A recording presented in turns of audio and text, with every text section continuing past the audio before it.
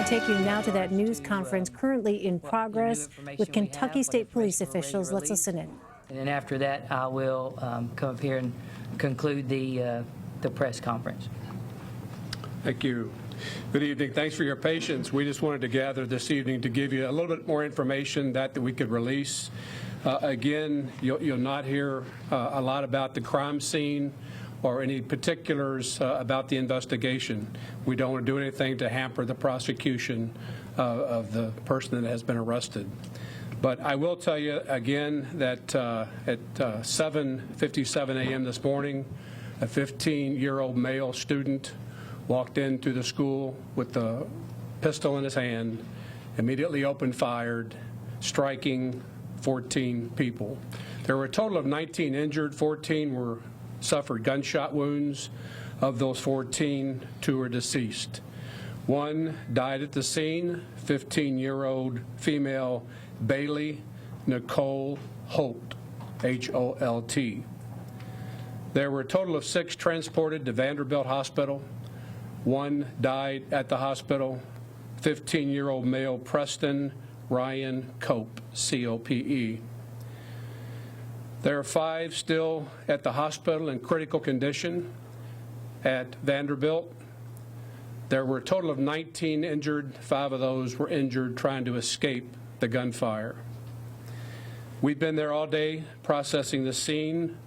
Our critical incident response team is responsible for this investigation. They're being assisted by the FBI, by their evidence technicians helping collect evidence. We've also been helped by the Bureau of Alcohol, Tobacco, and Firearms. They have done some work on the weapon that was used. So we thank all those people that have assisted us today. This crime scene will be worked for the next few days. They're still there tonight. We'll be back tomorrow and for the next couple of days following.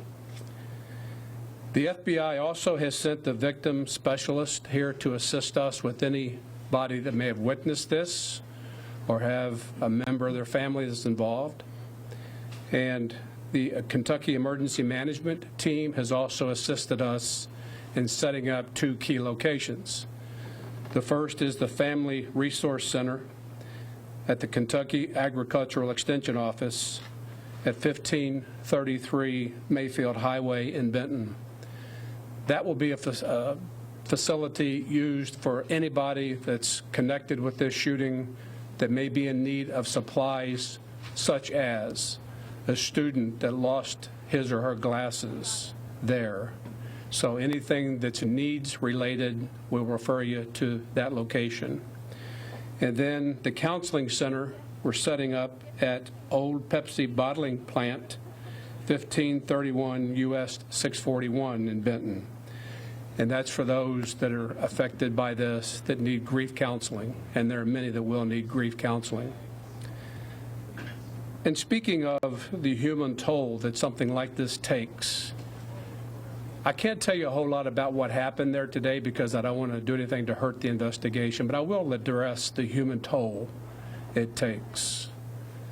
In addition to those family members that have lost loved ones, that have had loved ones injured or hurt or traumatized, we pray for those people. I also just want to express how difficult this is for first responders.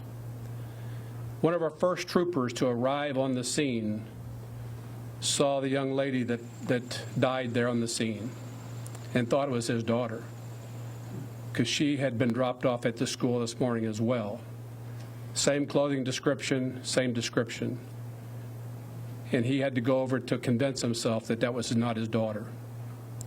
And then for those that responded, it's a difficult situation, dealing with those that are killed, injured, traumatized.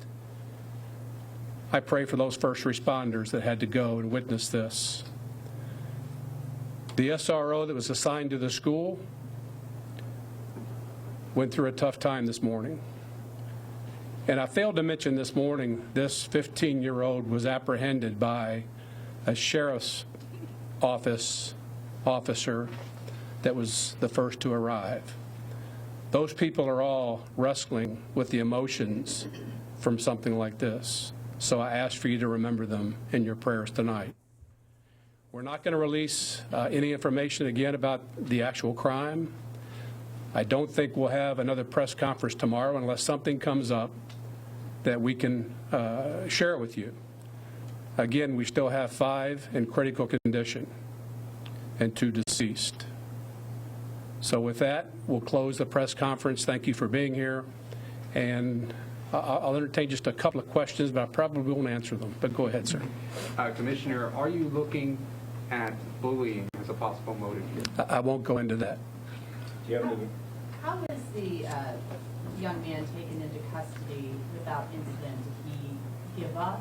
Did he run out of bullets? What happened? He was taken into custody is all I can tell you. Will the school district release photographs of Bailey and Preston?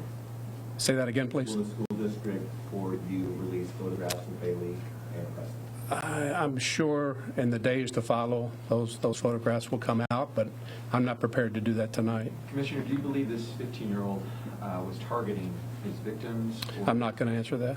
How did he get the weapon? I'm not going to answer that. You said you made an arrest. What charges have you filed?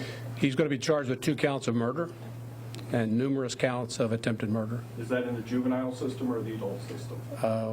We're still talking about that. Do you have any more information on the weapons at all that were involved? Not that I can talk. No, there was 1 weapon involved that we know of.